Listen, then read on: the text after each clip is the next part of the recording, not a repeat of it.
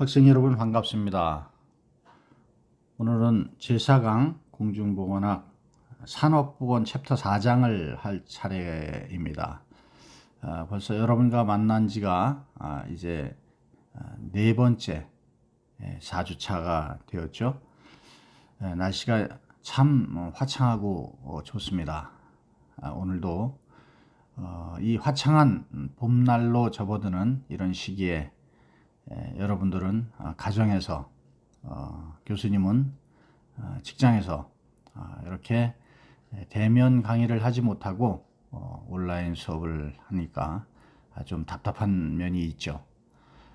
그러나 최근 코로나19가 정점을 찍고 서서히 그 추세가 좀 꺾이고 있는 듯한 그런 모습도 살짝 보이고 있습니다. 희망적인 일이 아닌가 이런 생각이 듭니다. 아무쪼록 여러분 만나는 날까지 늘 건강 유념하시고 코로나19에 감염되지 않도록 각별히 주의들을 해주시고 방역에 철저히 해주시기 바랍니다. 건강을 잃으면 모든 걸 다 잃게 됩니다. 건강이 최고죠. 자, 날씨도 참 좋은 이런 봄날에 여러분들하고 이제 제4강 공중보건학 산업보건에 대해서 알아보도록 하겠습니다.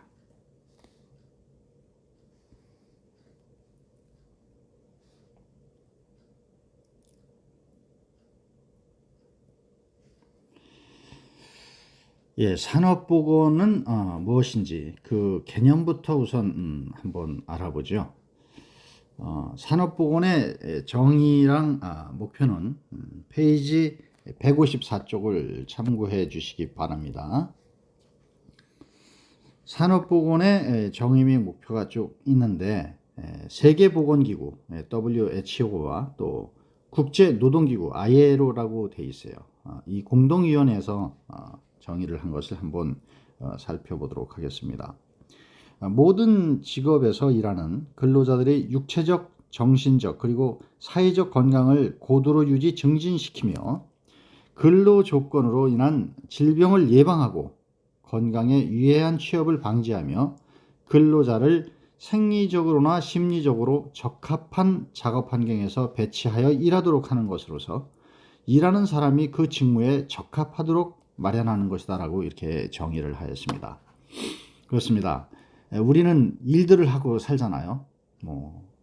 그 제조업에서 일하는 사람도 있고 그 제조업으로 만들어진 것을 판매하는 그런 영업을 하는 사람들도 있고 또 그 물건을 사서 그 물건을 재가공해서 일을 하는 사람들도 있고 등등 우리는 모든 환경이 작업 환경이 됩니다. 사무실이든 제작 공장이든 또 음식점이든 모든 분야가 다 이 보건 산업에 대한 업무에서 범준에 들어있다는 거죠. 즉 산업보건의 그 중요 임무는 바로 우리 근로자, 일하는 사람들의 그 건강관리, 건강관리가 첫 번째고 그 다음에 작업 환경관리, 이것이 이제 두 번째가 되고 작업 환경, 그 다음에 건강이 이제 첫 번째, 그 다음에 세 번째로는 이제 직업병의 예방 치료. 세 번째로는 직업병의 예방과 치료. 병에 걸리면 어떻게 치료할 것인지. 이런 걸 통해서 작업 능률과 효율을 극대화하는 데 있다. 이렇게 이해를 하시면 되겠습니다. 다음은 산업보건의 그 중요성을 한번 보죠. 산업보건의 그 중요성은 급격한 산업의 발달로 산업장의 근로인구가 증가하죠. 증가를 했어요. 그 다음에 둘째로는 노동력의 유지 증진을 통해서 생산성과 품질을 향상시킨다는 거예요. 그리고 이제 세 번째로는 산업보건 관리가 근로자들의 인권 문제로까지 이제 대두가 되는 거죠. 옛날에는 뭐 그냥 공장에서 일하면은 인권도 없이 그냥 막 뭐 공순이 공돌이 이렇게 그냥 제일 하급 인간 취급을 받고 아주 그 서글픈 그런 산업복원의 근대화에 있었어요. 그러나 지금은 그렇지 않다는 거죠. 인권 문제가 중요한 그런 시기가 됐다. 이렇게 보시면 되죠. 어, 산업 발달이 돼가지고 이제 선진국에서 노동력이 이제 부족해지잖아요. 우리나라도 지금 노동력이 부족하죠. 노동력이 부족해요. 이 3D 이런 그 힘든 일에는 일을 안 하려고 하니까. 그러니까 이런 노동력 부족한 게 어떻게 돼요? 외국 우리나라보다 못 사는, 우리나라도 못 살 때는 미국이나 이런 선진국에 가가지고 어떻게 했어요? 노동을 했어요. 또 중동에 가서 노동을 했고, 이래서 외화벌이를 했단 말이죠. 뭐 독일 서독 같은 데 가서 간호사들이 가서 일하고, 탄광에 가갖고 광부들이 일하고, 이렇게 해서 외화벌이를 우리나라가 해서 산업 근대화의 그 초석이 됐다. 이렇게 볼 수도 있습니다. 지금은 우리나라에는 베트남, 뭐 동남아시아 각국에 있는 그 인구들이 들어와서, 외국인들이 들어와서 노동력을 보충해주고 있단 말이에요.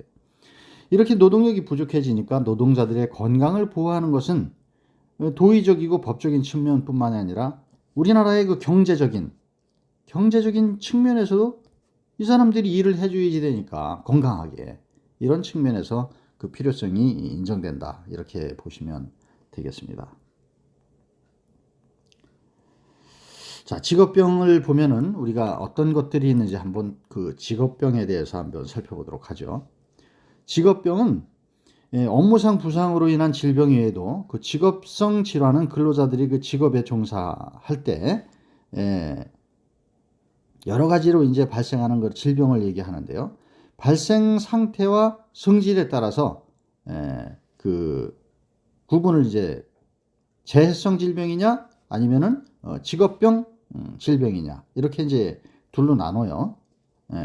그런 다음에 직업병은 작업에 종사하면서 장시간에 걸쳐서 유해 작업이나 그런 그 조건 속에서 있을 때 발생하는 것이 이제 직업병이고, 이런 경우에는 이제 언제 생기는지 모르게 아주 계속 지속적으로 생겨서 만성적 질환을 이제 가져오게 되는 거죠. 이런 만성적 경과를 거쳐서 그 인과관계를 규명해야 되기 때문에 상당히 그 어려운 그런 상황이라고 이렇게 볼 수 있습니다. 우리가 이제 그림 4-1 그 직업성 그 질환의 분류를 보면은 이렇게 구분을 해놨죠. 그래서 재해성 질병은 이제 부상에 생겨서 업무를 하다가 그렇게 생기는 질병이고, 외상적인 거죠. 아까 얘기했던 또 직업병의 그 일은 업무나 유해 작업을 통해서, 그래서 이런 거는 보상이 되는 것이 있고 또 보상이 되지 않는 그런 것이 있고, 또 업무와 관련성이 불충분한 이런 것도 있고, 내가 몸이 안 좋았는데 원래 건강이 안 좋았는데 그 일을 하게 돼서 발생되는 이런 상황도 생길 수 있단 말이에요. 그러니까 인과관계가 이게 참 규명하기 쉽지 않다.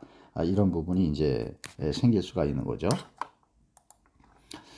업무상 다음은 그 업무상 질병의 범위를 한번 또 보도록 하겠어요.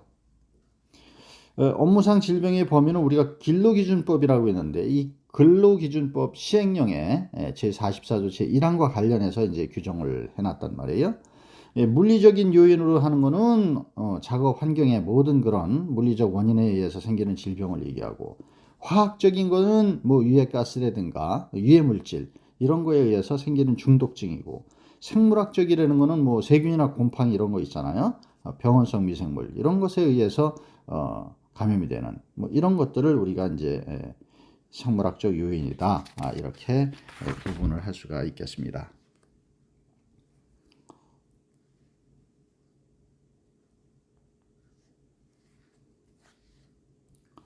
다음은 이제 또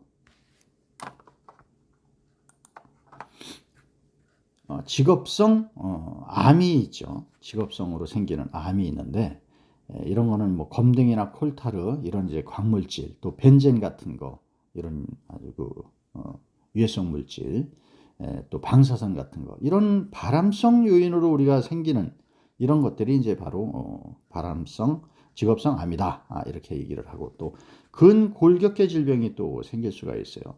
뭐 무리한 힘을 이제 가해야 되는 그런 일을 하는 경우가 있잖아요. 또 이런 경우는 뭐 내장 탈증이라든가 이런 게 생길 수가 있는 거고 이런 걸 자꾸 똑같은 일을 반복하다 보면은 근골격계에 이제 부담이 돼 가지고 그런 것이 이제 업무로 인해서 생기는 질병이 또 있고요.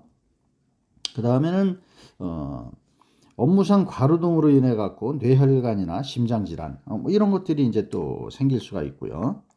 그 다음에 외상 후 스트레스 장애가 또 생길 수가 있어요. 업무와 관련해서 정신적 충격으로 인해 갖고 유발될 수 있는 그런 것으로 인해서 외상 후 스트레스 장애, 공황 장애 뭐 이런 것들이 있잖아요.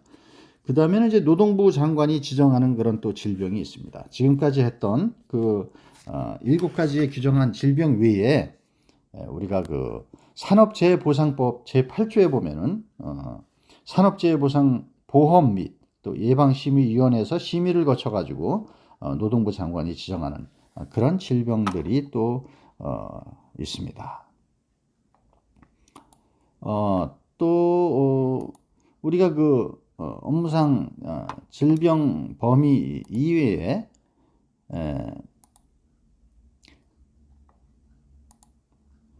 그 물리적 인자에 의한 건강장애도 있어요. 물리적으로 생기는 그런 건강장애는 또 어떤 것이 있는지 한번 보도록 하겠습니다.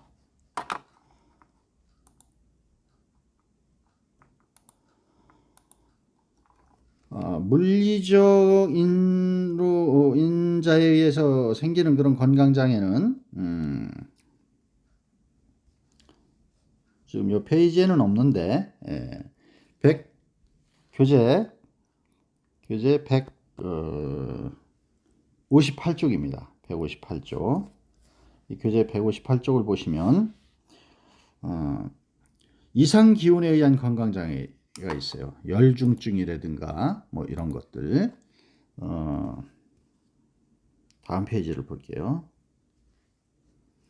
네, 여기 이 부분입니다. 물리적으로 이제 인해서 생기는 그런 건강장애인데 이상 기온이 생겼을 때 생기는 건강장애. 바로 열중증, 열에 의해서 중증이 생기는데 이런 건 이제 열경련이라고도 하죠. 그 히트 크램프라고 해서 우리가 주로 고온 환경에 의해 그런 환경에서 심한 육체적 노동을 할 때 이제 발생을 하는데 지나친 발안에 의해서 탈수나 염분 손실이 생겨서 생기는 그런 질환을 열경련이다. 이렇게 얘기를 하고 우리가 열사병 많이 얘기 들으셨죠? 열사병 뜨거운 고온 다습한 그런 환경에서 격렬한 그 육체적 노동을 하게 되면 이때 또 체열 방출이 돼서 체내열이 축적돼 가지고 또 쓰러지고 막 이러는 현상이 생기죠. 이럴 때는 이제 뭐 생리식염수를 투여를 한다든가 또 체온을 내려준다든가 이런 항신진대사제를 투여한다든가 이런 걸로 인해 가지고 우리가 이제 예방을 할 수가 있고요. 그 다음에는 이제 열피로라고 있어요. 열피로. 요것도 열중증 중에 하나인데 열실신이라고도 하고 열피비라고도 이렇게 부르기도 하고요.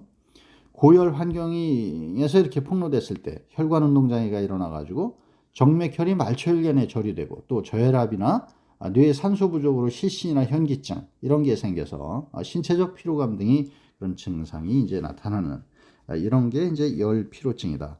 이런 건 이제 좀 한 의식 같은 게 2, 3분 이내로 회복되지만 또 고온 환경에 머물러 있으면 혈압이나 맥박수 이런 게 정상으로 회복되는 뭐 때는 한두 시간도 이렇게 걸리고 그렇습니다. 이럴 때 이제 환자를 눕히거나 머리를 낮게 해서 회복이 되게 시원한 곳에다 안심시키고 한두 시간 이렇게 쉬면서 물을 마시도록 하면 회복이 될 수 있는 이렇게 이제 진행이 되는 거라고 보면 돼요.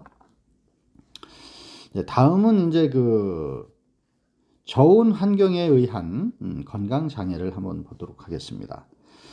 저온 환경에서 생기는 건강 장애는 전신 체온 강화가 일어나겠죠.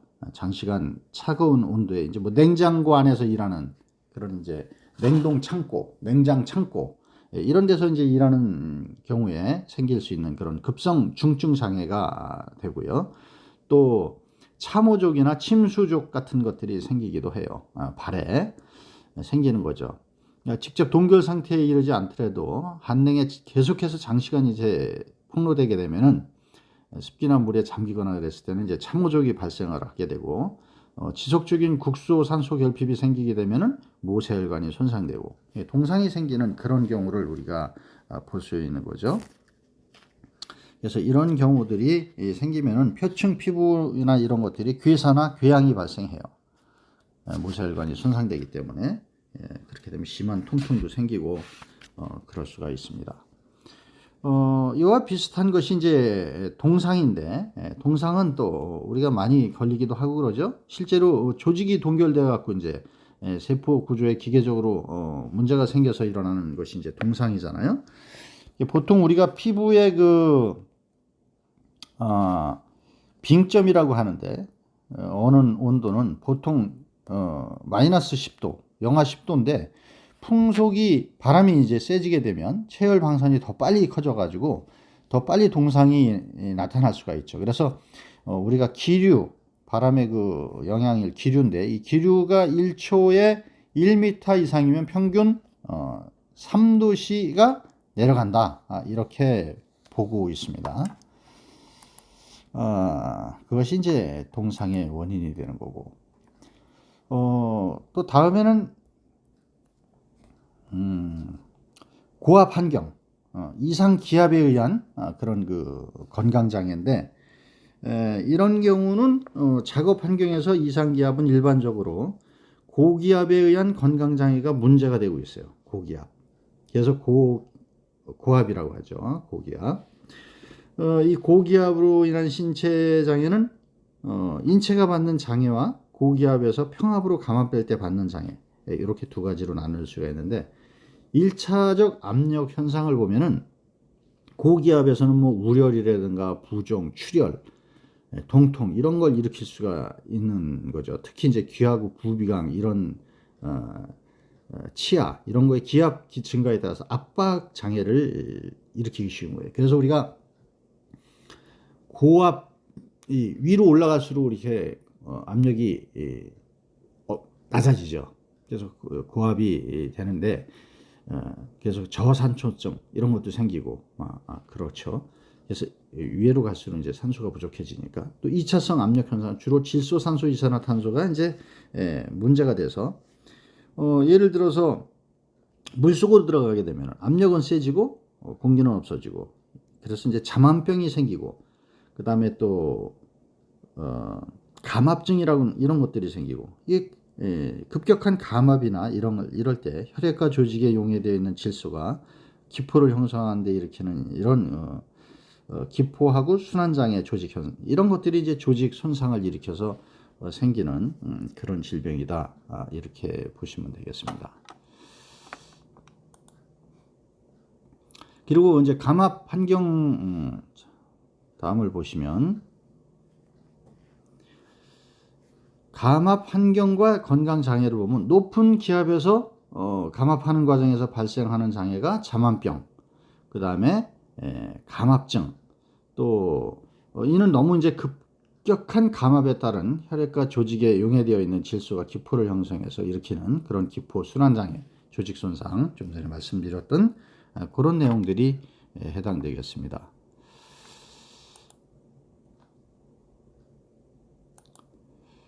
다음은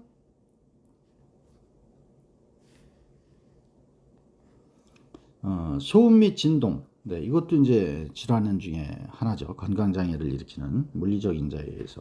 소음, 진동 이런 것들 중에서 이제 소음은 우리가 듣고 싶지 않은 그런 싫은 소리잖아요. 원하지 않는 소리라고 이렇게 얘기를 하는데 이 소음 작업자의 그 영구성 청력 손실은 먼저 3 내지 6kHz, 3 내지 6kHz의 범위 내에서 나타나고 4kHz에서는 가장 심하게 나타난다고 해요. 영구적으로 이제 청력 손실을 일으키는 거고.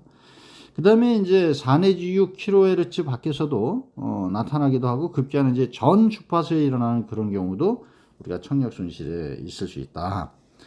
이렇게 보시면 돼요. 그래서 산업장애 소음 대책으로는 생산 공정, 작업 방법, 사용 기계 변경 이런 걸로 이제 소음을 제거하거나 감압시키고 또 기계나 이런 거에 소음기를 부착한다든가 하고 또 차음한다든가 흡음 이런 조치 또 소음원의 거리에서 격리를 시켜갖고 기계 설치를 변경한다든가 또는 이제 귀마개나 귀덮개 보호구 뭐 이런 거를 이제 우리가 착용을 해서 소음 같은 것을 대책을 이제 강구할 수가 있는 거죠.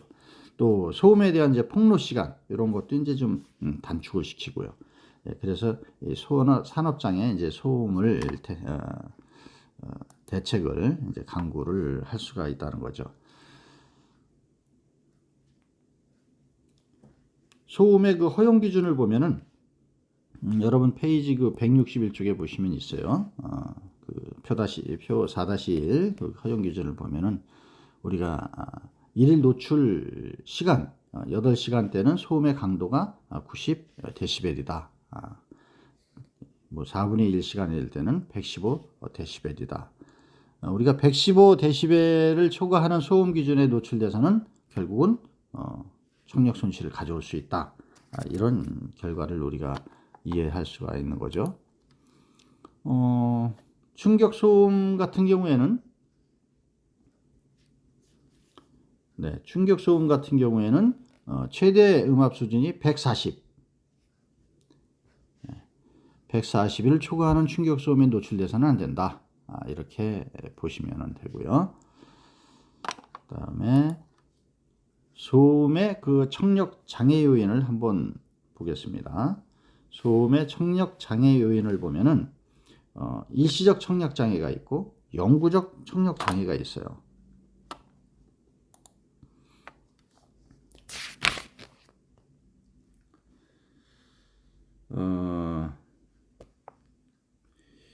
일반적으로 생리 반응의 소음에 있어서 우리가 혈압 반응을 나타낼 때는 혈압이라든가 또 발한 열이 난다든가 또 맥박 이게 증가한다든가 호흡이 또 호흡도 변하죠.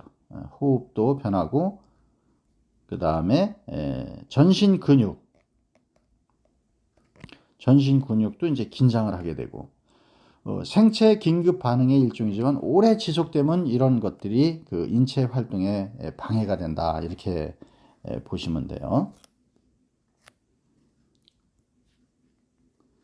다음은 이제 진동을 보겠습니다. 진동. 진동에는 전신 진동 장애가 있고 국소 진동 장애가 있는데 진동이 인체에 미치는 영향은 이렇게 두 가지로 나눌 수가 있는데 전신 진동 장애는 자율신경 순환기에 크게 나타나고 말초혈관이 어떻게 돼요? 수축이 돼. 그 다음에 혈압 상승과 맥박이 증가가 되고 발한, 피부 전기 저항 이런 것들이 나타나기도 하고 국소 진동 장애는 주로 이제 수지, 손 같은데 이런 데 나타나는 거고 뭐 자동 톱이나 뭐 이런 거 할 때 진동이 많이 일어나잖아요. 공기 해머 뭐 이런 것들. 이런 것들은 주로 이제 감각마비나 청색증을 이제 주로 일으키게 되고 어떨 때는 이제 동통, 뭐 저림, 냉감 이런 느낌들이 나타나게 된다. 이렇게 보시면 되겠습니다.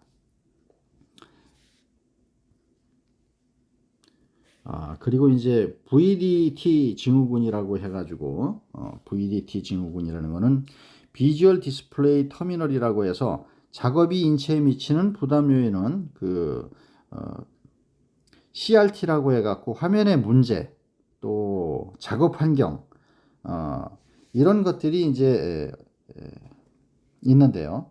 세계 보건기구에 의하면 이제 VDT 작업에 따른 건강 장애는 대체로 피로 현상하고 일과성 현상이고 영구 장애가 얘기된 데는 그런 근거는 없다고 하는데 그 증상을 보면은 안정 피로 증상이 있어요. 작업이 계속되는 과정에서 시력이 감퇴되고 이래서 안통, 두통 이런 것들이 일어나고 어떤 때는 이제 오심구토 이런 게 일어나기도 해요.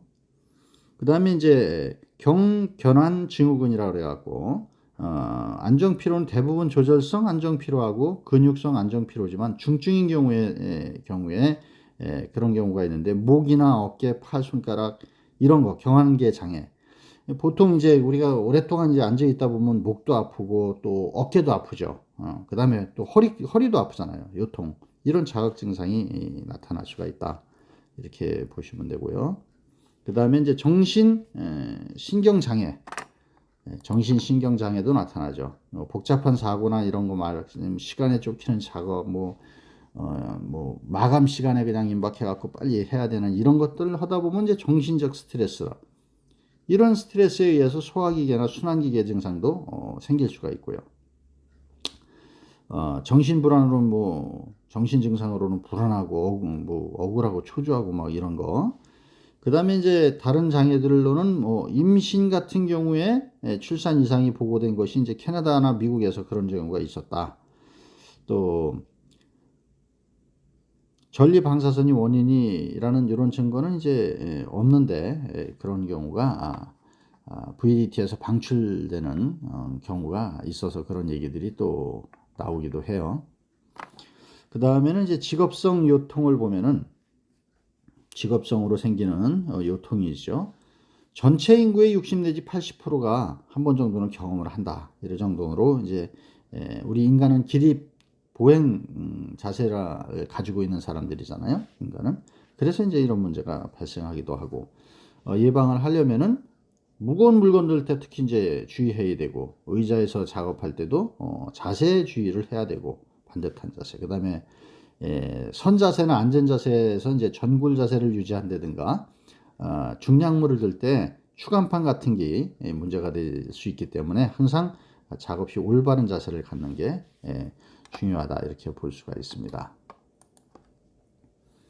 다음으로는 유해물질을 분류를 하는데 유해물질에 의한 건강장애는 어떤 것들이 있는지 한번 볼게요. 물리적 성상에 의한 거는 기체, 증기 이런 것들, 먼지, 연무, 스모그, 그 다음에 화학적 성질에 의한 거는 할로겐 화합물, 알카리계, 페놀 이런 거, 또 생리적인 거에 의한 거는 자극, 또 마취, 진정, 전신 중독 이런 게 이제 그 유해물질에 의해서 발생하는 거죠.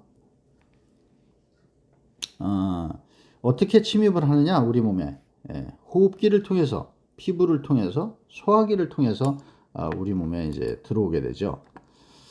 유해물질을 허용하는 그 한계가 있는데 그 유해물질을 허용하는 한계를 보면은 시간 가중 평균 허용 농도라고 있어요. 1일 8시간으로 기준을 했을 때 주 40시간 동안 평상 작업에서 반복해 가지고 폭로되더라도 거의 모든 작업자에게 건강장애를 일으키지 않는 공기 중 유해물질의 시간 가중 평균 농도를 이제 우리가 시간 가중 평균 허용 농도라고 얘기를 하고 이 정도는 허용이 된다 이런 얘기예요. 단시간 폭로 허용 농도도 있어요. 근로자가 이거는 15분 동안 그 다음에 최고 농도로서 1일 동안 5회 이상 이 허용 한계치 초과는 용납되지가 않는다. 이렇게 이해를 하면 돼요. 그러니까 시간 가중은 1일 8시간 기준으로 해서 40시간, 주 40시간 동안이고 단시간은 15분인데 이런 경우에는 1일 동안 5회 이상 허용치 한계는 용납되지 않는다. 그 이상 되면 안 된다 이런 얘기를 하는 거죠. 그 다음에 다음은 최고치 허용 농도예요. 최고치는 어느 정도냐? 어떠한 경우에도 초과돼서는 안 되는 농도를 이제 최고치라고 하는데 어떤 물질은 자극성 가스 실링 값 하나만을 생각할 수도 있고 또 어떤 물질은 그 생리적 작용에 따라 2가지, 3가지 이렇게 허용 한계치를 생각할 수가 있다. 이렇게 보시면 되고요. 다음은 이제 진폐증, 분진에 의해서 생기는 그런 건강장애, 진폐. 진폐증을 일으키는 건 이제 분진이에요. 무기성 분진도 있고 유기성 분진도 있고 이런 분진들에 의해서 일어날 수 있는 거고, 무기성 같은 경우는 이제 성면이나 뭐 이런 또 유기성 같은 경우에는 나무 분진, 나무 자르고 막 이런 거 할 때. 또 규폐증이라고 해서, 규폐증은 이산화규소나 유리규산 이런 것들이 이제 규산에 속하고, 이런 건 토석 채취, 암석 가공, 뭐 도자기 이런 거, 석탄, 유리 이런 거 할 때 이제 그 규폐증이 또 발생할 수가 있고요. 다음에는 이제 성면, 성면폐증이 있는데, 이 성면은 소화용제나 절연제, 내하직물 등에 많이 쓰여요. 성면 분진에 폭로돼 갖고 그런 문제가 생기는데, 보통 일반적으로 5년 이상이고 이 진단되기까지 한 15년 이상 이렇게 길게 폭로가 돼야 나타나기도 하는 이런 것들이 이제 성면 폐증이다, 이렇게 보시면 되고요.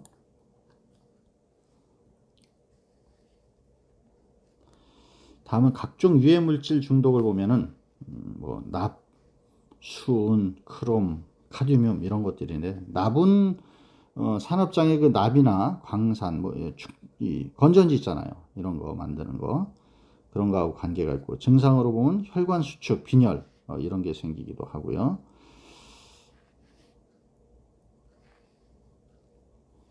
예방 대책으로는 공업 중독에 준해 작업장의 허용 기준이 우리나라는 0.05 mg/입방미터예요. 혈중 납량 측정을 정기적으로 하는 것이 중요하고, 세계보건기구가 정한 성인 남자 근로자의 혈중 납은 40mg/100ml를 초과해서는 안 된다.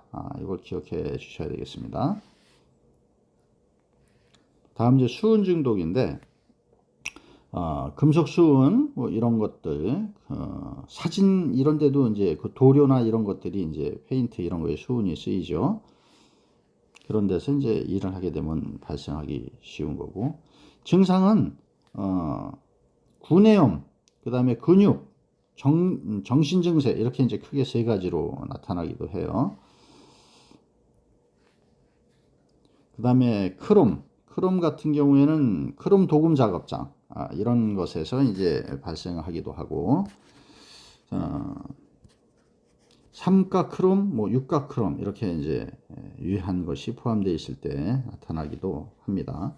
증상을 보면은 심한 신장장애, 신장, 키드니, 또 관요증 이런 것들, 또는 이제 문요증, 요독증 이런 것들이 나타날 수가 있다. 또 만성으로는 코와 폐, 위장점막에 병변을 일으킬 수가 있다. 그래서 기침이나 두통, 호흡 곤란이 나타날 수 있다.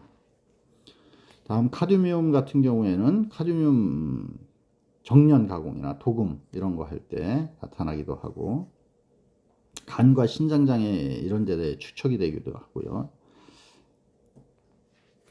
증상으로는 고농도 섭취를 하게 되면은 구토설사, 급성 위장병, 복통, 간이나 신장 기능 장애 이런 것들이 생기고, 폐기종이나 신장 기능 장애, 단백뇨 이런 것들이 이제 만성 중독 증상으로 보통 증상이 되겠습니다.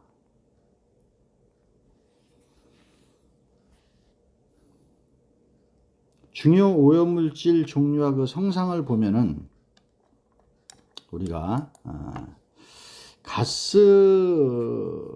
가스가 있고 기체, 또 증기 이런 게 있죠. 그래서 이런 성상들을 한번 살펴보시길 바랍니다. 이거는 우리가 171쪽, 페이지 171쪽을 참고해 주시면 되겠어요.